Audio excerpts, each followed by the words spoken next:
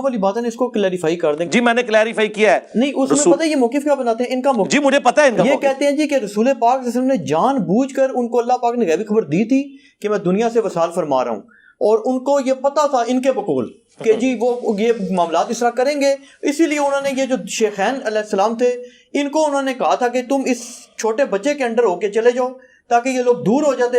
یہ کہتے ہیں یہ پورا اسقیفہ والا معاملہ ہوتا ہی نہ حضرت علی کو ان کے انڈر نہیں کیا. اس کا مطلب آپ کیا سمجھ رہے ہیں کہ شیخین جو ہیں وہ اللہ سے بھی جیت گئے، رسول اللہ سے بھی جیت گئے، اس اللہ سے جس نے قرآن میں کہا هو الذی ارسل رسولہ بالہدی ودین الحق لیظہرہ علی الدین کلہ، اس دین کو سارے ادیان پہ غالب کرنے کے لیے جس پیغمبر کو بھیجا تھا.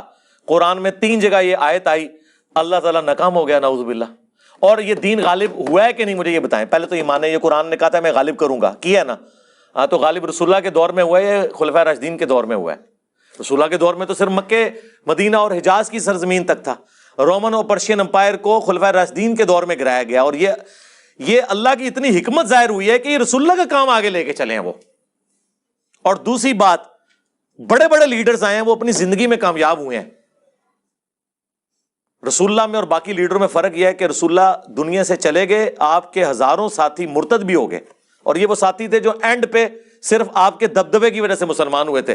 یہ آپ کے صحبت یافتہ نہیں تھے، یہ ذہن میں رکھیے گا. ان میں سے کسی نے نہیں حضور کو چھوڑا کبھی، وہ حضور کو جینولی پیغمبر مان چکے تھے.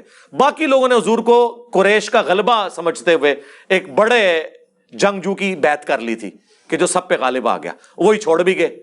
اتنے لوگ چھوڑ گئے، چند لوگ باقی رہ گئے، انہوں نے ان کو بھی شکست دی اور رومن اور پرشینز کو بھی شکست دے دی.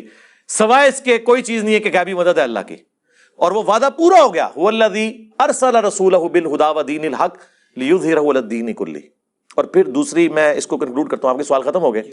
مولانا اسحاق کا ایک جملہ سونے کے قلم سے اور سونے کے پانی سے لکھنے کے یعنی قابل ہے. انہوں نے کہا تھا بتاؤ خلفائے راشدین نے کون سی اپنی جدادیں منائی ہیں، اپنے بچوں کے لیے کیا چھوڑ کے وہ مرے ہیں کہ تم کہو کہ انہیں لالچ تھی. پوری زندگی چٹائی پہ حضرت عمر سوتے رہے مسجد کے اندر، اپنے بچے کو خلیفہ نہیں نامزد کیا. لوگوں نے حالانکہ مشورے دیے ہیں، حضرت ابو بکر نے اپنے بچوں کو خلیفہ نامزد نہیں کیا. پوری زندگی کس برسی میں ایک اسلام کے غالب ہونے تک ساری تکلیفیں اللہ سے اٹھائیں. جب اس کا فروٹ کھانے کا وقت آیا ہے اس وقت بھی جنگوں کی مصیبت کاٹ رہے ہیں. بوڑھے وقت میں تو انسان آرام کرتا ہے. 2.25 سال حضرت ابو بکر کی ایک رات بھی سکون سے گزری ہے. کتنے معاذوں میں جنگ کھولی ہے، منکرین زکات، مسیلمہ کذاب، پرشین امپائر، اور ایون رومن امپائر کے لیے بھی آپ نے اپنے، وہ جب حضرت بلال نہیں ان کو روک رہے تھے حضرت بلال کو بھی بھیجنا پڑا. حضرت عمر کی پوری زندگی جنگوں سے عبارت ہے. پھر اپنی اولاد کے لیے کیا چھوڑ کے مرے ہیں؟ زیادہ زیادہ خلیفہ بنا جاتے ہیں نا. جنہوں نے خلیفہ بنایا بنو امیہ نے، وہ نظر آ رہا ہے دنیا کے لیے سب کچھ کیا. جنہوں نے اللہ کے لیے کیا انہوں نے تو اپنی اولاد کو کچھ نہیں دیا. اولاد تو ان کی اسی طرح ہی رہی ہے. محمد بن ابی بکر کو بنو امیہ نے قتل کیا، عبد الرحمن بن ابی بکر کو بنو امیہ نے قتل کیا. ویسے تو کہتے ہیں جی حضرت ابو بکر کی جو اولاد سے ہیں امام جعفر، ٹھیک ہے، تو یہ بتاؤ نا امام جعفر حضرت ابو بکر کی اس اولاد سے ہیں کہ جس اولاد کو بنو امیہ نے قتل کروایا ہے محمد بن ابی بکر. اگلی گل نہیں دستے، ادھی گل دس دینے. اس کو تو آپ درست ہی نہیں سمجھتے. یعنی اس سے مراد میں ناسبیوں کو کہہ رہا ہوں. اور ہمیں دوز لگاتے ہیں جی جو ائمہ تھے اہل بیت کے وہ تو حضرت بکر کی اولاد میں. کیڑی اولاد؟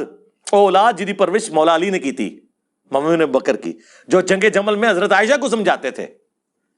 اور جب حضرت عائشہ کا اونٹ گرا، اس محمد بن ابی بکر کے ساتھ حضرت علی نے حضرت عائشہ کو احترام کے ساتھ گھر روانہ کیا. جو مسند احمد میں حدیث ہے کہ ایک وقت آئے گا تیرا عائشہ سے جھگڑا ہوگا. حضرت علی نے کہا میں بڑا بدبخت ہوں گا، تو فرمایا تم نے ایسا کرنا ہے عائشہ کو اس کے گھر تک پہنچا دینا ہے، اور پہنچایا. ٹھیک ہے، تو یہ چھوڑ دیں. مقدمے میں کبھی بھی کوئی جیت نہیں سکتا. پک اینڈ چوز آپ کریں گے تو وہ فٹ ہی نہیں بیٹھے گا. یہ اسی طرح ان کو تو چھوڑ دیں، تو بڑی ہستیاں تھیں. میں اپنے بارے میں دیکھتا ہوں کہ میرے بارے میں بلیم لگا رہے ہیں کہ جناب یہود و نصارہ سے فنڈنگ آ رہی ہے. آپ کیا سمجھتے ہیں یہ جب بکواس کر رہے ہوتے ہیں تو اس سے میرے کوئی ارادہ متزلزل ہوتا ہے, میرے تو ایمان میں اور اضافہ ہوتا ہے کہ یا اللہ میں واقعی ٹھیک ہوں, مجھے تو پتا ہے مجھے فنڈنگ نہیں آ رہی, ٹھیک ہے, تو میں تو اور پکا ہو جاتا ہوں نا. اس کے جھوٹے الزام لگانے سے کیا سمجھتے ہیں یہ کہ مجھے پیچھے کر لیں گے, میں تو اور چڑھ کے آؤں گا. انہوں نے ٹرینڈ چلایا, میں لا کے ہاتھ چپڑا چڑی, انہیں اس وقت انہوں روندے ہون گے کہ ایسی ٹرینڈ کیوں چلایا, اور ٹرینڈ بھی خیر ان کے اوپر الٹ گیا. اس ٹرینڈ میں تو سارے میکسیمم کمنٹس ہمارے حق میں تھے, ان کے حق میں تو بہت تھوڑے کمنٹس تھے. تو یہ چیز دیکھیں, پک اینڈ چوز نہ کریں, مقدمے کو دیکھیں. صلو علی محمد وآل محمد, اللہم صلی علی محمد وعلی آل محمد واصحاب محمد وازواج محمد وامت محمد اجمعین الی یوم الدین. ٹھیک ہے جی, وما علینا الا البلاغ المبین. جزاکم اللہ خیرا.